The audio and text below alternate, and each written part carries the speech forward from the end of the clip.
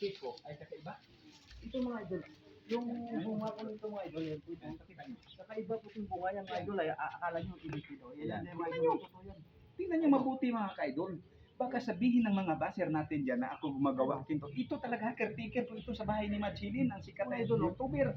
Yan o, Totoo yung bunga na yan. yan, totoo yan. Makita mo ka kanilang mga idol, baka sabihin nila mga Yan, ka-idol. tinutusok-tusok ng mga idol. Ayan, akala nyo tinusok, pakita natin.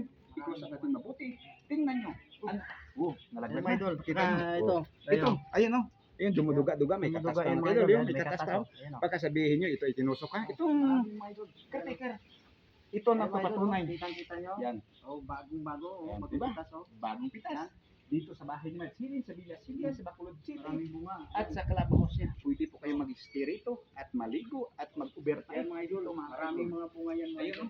yan. Hindi yan idikit. Hindi yan edited, hindi lang po tinusok. Dahil ang sinasabi natin ay pawang Katotohanan. maraming salamat Mga mga idol. kaidol.